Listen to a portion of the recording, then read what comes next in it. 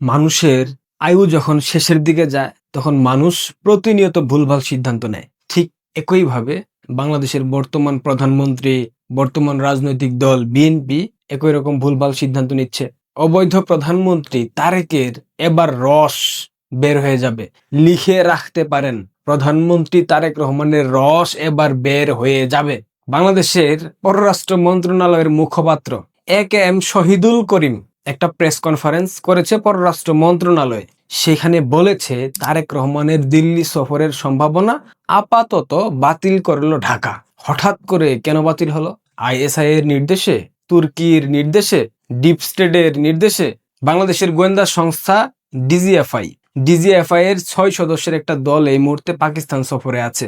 তারা ইসলামাবাদে অবস্থান করছে এবং তাদের সাথে আইএসআই এর একটা দলের বৈঠক হয়েছে। ঠিক একই সময়ে যে মুহূর্তে ডিজিএফআই এর একটা টিম পাকিস্তানে অবস্থান করছে, সেই সময় মার্কিন ঘেটপুত্র রজার খলিলের পররাষ্ট্র মন্ত্রণালয় তাদের ফেসবুক পেজে ইংরেজিতে একটা লেখা শেয়ার করেছে। অনেক লম্বা লেখা, ইংরেজিতে যেহেতু বলছে ঠিকই বলছে, তাই না? কি বলো বাঙ্গুরা, ইংরেজি মানে তো সঠিক। পররাষ্ট্র মন্ত্রণালয় ইংরেজিতে যেটা লিখেছে ওইটার বাংলা অনুবাদ হলো, বাংলাদেশ ও ভারতের কর্মকর্তারা গত কয়েক সপ্তাহ ধরে মাননীয় প্রধানমন্ত্রী জনাব তারেক রহমানের ভারত সফরের সম্ভাবনা নিয়ে পারস্পরিক যোগাযোগ করে আসছেন। তবে 5 আগস্ট নয়াদিল্লিতে বঙ্গবন্ধু কন্যা শেখ হাসিনার প্রকাশ্য সংবাদ মাধ্যমে বক্তব্য দেওয়ার ঘটনায় এই প্রক্রিয়াটি বাধাগ্রস্ত হয়েছে। শেখ হাসিনা মানবতা বিরোধী অপরাধের দায়ে আন্তর্জাতিক অপরাধ ট্রাইব্যুনালে দণ্ডিত রয়েছেন। এ বিষয়ে আমরা আমাদের অবস্থান স্পষ্ট করেছি। আমাদের মত হলো এই সফরের জন্য একটি অনুকূল পরিবেশ তৈরি করা। এই লক্ষ্যে আমরা ভারতীয় কর্তৃপক্ষকে অনুরোধ করেছি শেখ হাসিনা এবং অন্যান্য পলাতক অপরাধীকে দ্রুত প্রত্যার্পণের বিষয়ে আমাদের অনুরোধে কার্যকর পদক্ষেপ নিতে এবং আমাদের দ্বিপাক্ষীয় প্রত্যার্পণ চুক্তির আওতায় শহীদ শরীফ উসমান হাদির হত্যাকাণ্ডের অভিযুক্ত হত্যাকারীদের বাংলাদেশে হস্তান্তর করতে। আমরা এখন তাদের জবাবের অপেক্ষায় আছি। আমরা আবারও পুনর্ব্যক্ত করছি যে আমাদের বাংলাদেশ ফার্স্ট নীতি অব্যাহত থাকবে। এই নীতির মাধ্যমে প্রতিবেশী সহ অন্যান্য দেশের সাথে বন্ধুত্বপূর্ণ দ্বিপাক্ষিক সম্পর্ক এগিয়ে নেওয়া হবে, যার ভিত্তি হবে সার্বভৌম সমতা, জাতীয় মর্যাদা, একে অপরের আভ্যন্তরীণ বিষয়ে হস্তক্ষেপ না করা এবং পারস্পরিক স্বার্থ ও কল্যাণ। এই লেখার সারাংশ হলো, তোমরা শেখ হাসিনাকে ফেরত দাও, হাদির হত্যাকারীদের ফেরত দাও, তাহলে আমাদের মাননীয় প্রধানমন্ত্রী তারেক রহমান ভারত সফরে যাবেন, অন্যথায় যাবেন না। মানে হলো এমন একটা অবস্থা যে তারেক ভারত সফরে না গেলে ভারতের 140 কোটি জনগণ হাহুতাশ করবে, না খেয়ে মরবে, ভারত সরকারের মারাত্মক ক্ষতি হবে, ভারতের প্রধানমন্ত্রী নরেন্দ্র মোদীর গদি নিয়ে টানাটানি শুরু হবে।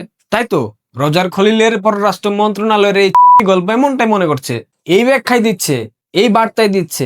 আর তাদের দালাল চামচা চাটুকাররা নেগেটিভ দাঁড় করাচ্ছে, দেখছো আমাদের প্রধানমন্ত্রী ভারতের চোখে চোখ রেখে কথা বলে, আমরা ভারতের সাথে দাসত্বের কোনো চুক্তিতে যাব না, এমন প্রধানমন্ত্রী আমরা প্রত্যাশা করেছিলাম, আমরা চেয়েছিলাম, আমরা পেয়েছি, যে প্রধানমন্ত্রী ভারতের চোখে চোখ রেখে কথা বলতে পারে।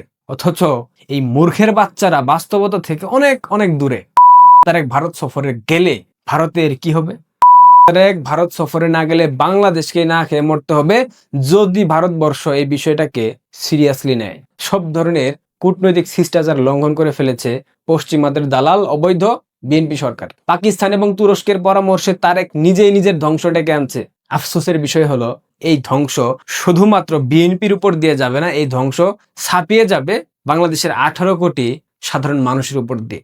বাংলাদেশিদের ভাগ্য ভালো যে প্রতিবেশী দেশটা ভারত। যদি মার্কিন যুক্তরাষ্ট্র, চীন, ইসরায়েলের মতো দেশ হতো, বিশ্বাস করেন খাম্বার পশ্চাৎ দেশ বরাবর মেরে তখন পাকিস্তান পাঠিয়ে দিত। ইতিহাস সাক্ষী আছে না? ভারতের ভেতরে সংগঠিত অনেকগুলা সন্ত্রাসী কর্মকাণ্ডে তারেকের সম্পৃক্ততা ছিল কিনা?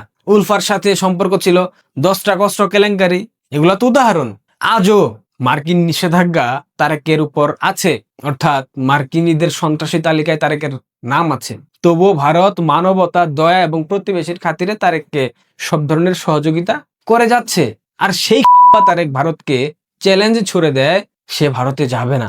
হাস্যকর না? তারেক যাদের পরামর্শে ভারত কেমন চ্যালেঞ্জ ছুড়লো, শেষ পর্যন্ত দেখবেন এই গোষ্ঠী তারেকের পশ্চাৎ দেশ বরাবর মারবে, পেছন মারবে। ভারত যদি এত কিছুর পর এখনো নমনীয়তা দেখাতে চায়, এটা তাদের ইচ্ছে। তবে আমার মনে হচ্ছে নমনীয়তার জায়গা এখন আর রাখা উচিত নয়। ভারতের আভ্যন্তরীণ বিভিন্ন সংকট, সোনাম ওয়াংচুকের দ্বিতীয় স্বাধীনতার ঘোষণা, তেলাপোকা পার্টির উৎপাত, পাকিস্তানি ষড়যন্ত্র, পশ্চিমাদের চালবাজি, তারেকের ছোড়া চ্যালেঞ্জ, আমার মন কেন জানি বলছে সবকিছু একই সূত্রে গাঁথা। ঘটনাগুলো ভিন্ন হলেও অভিন্ন কোনো ঘটনার আভাস দিচ্ছে যেটা ভারতে ঘটতে পারে। রয়ের মতো আন্তর্জাতিক মানের গোয়েন্দা সংস্থা থাকার পরেও ভারত যদি আসল খেলা ধরতে না পারে, কিংবা খেলা ধরার পরেও যদি কোনো প্রকার সিদ্ধান্তে না পৌঁছায়, তাহলে সেটা আমাদের বলার কিছু নাই। ভারতের প্রধানমন্ত্রী নরেন্দ্র মোদী নেহাত ভদ্রলোক, উনি ডেসপারেট না। আজকে মোদীজির জায়গায় যদি উত্তরপ্রদেশের মুখ্যমন্ত্রী যোগী আদিত্যনাথ উনি থাকতেন, বিশ্বাস করেন তারেকের রস কস তেল সবকিছু বের করে নিত, নিঃসন্দেহে বলে দেওয়া যায়।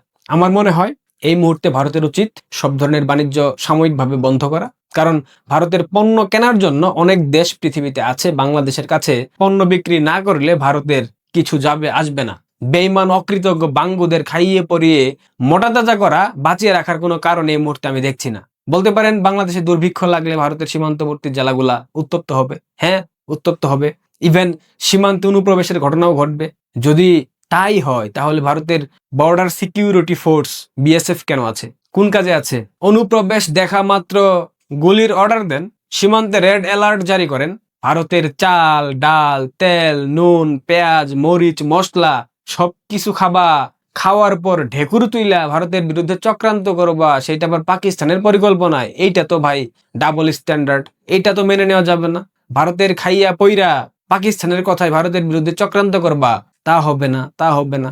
আনুষ্ঠানিকভাবে বাংলাদেশ আর একটা পাকিস্তান হলে সেটা দীর্ঘমেয়াদে এশিয়ার জন্য অভিশাপ বয়ে আনবে, আর সব থেকে বেশি ক্ষতিগ্রস্ত হবে ভারত। এটা ভারত জানে। ক্যান্সার পুরো দেহে ছড়িয়ে যাওয়ার পূর্বেই ভ্যাকসিন প্রয়োগ করা উচিত। বাংলাদেশ এই মুহূর্তে দক্ষিণ এশিয়ার সেকেন্ড ক্যান্সার পাকিস্তানের পর। বাংলাদেশের কোথায় জঙ্গি কার্যক্রম চলছে, কোথায় কারা কিভাবে জঙ্গিদের প্যাট্রোনাইজ করছে, আইএসআই কি করছে, আই থিঙ্ক সবকিছু জানে। সুতরাং সিদ্ধান্ত ভারত সরকারের, আন্তর্জাতিক সম্প্রদায়ের সাথে আলোচনা করে সীমান্তে 1 মাসের জন্য রেড অ্যালার্ট জারি করেন, সব ধরনের বাণিজ্য বন্ধ করে দেন, তেল গ্যাস রপ্তানি সবকিছু বন্ধ করে দেন। বাঙ্গুল্যান্ডের জঙ্গিদের রস কস এমনি বের হয়ে যাবে, গ্যারান্টি দিয়ে বলতেছি, এমনি বের হয়ে যাবে। তখন এই খাম্বা সরকার কিভাবে রাষ্ট্র পরিচালনা করবে সেটা দেখবো। পানির হিসাব বাদ দেন, পানি নামক একটা অস্ত্র তো ভারতের কাছে আছে। গঙ্গা চুক্তি করবেন না, তিস্তা বাদ। দেখেন বাংলাদেশ কতক্ষণ টিকতে পারে, দেখেন এদেশের সরকার ঠিক কতদিন টিকতে পারে। এগুলা হুমকি ধামকি না, এগুলা রিয়েলিটি মাইনা নাও। জানজোয়ার ভাতিজা জনাব তারেক রহমান, তোমার ভারত সফরে যাইতে হবে না। ভারত সফরে না গেলে ভারতের কিছু যাবে আসবে না, খাবা তুমি। বোঝো না এই ব্যাপারটা? ভালো থাকবেন, পারলে ভিডিওটা শেয়ার করবেন। ধন্যবাদ।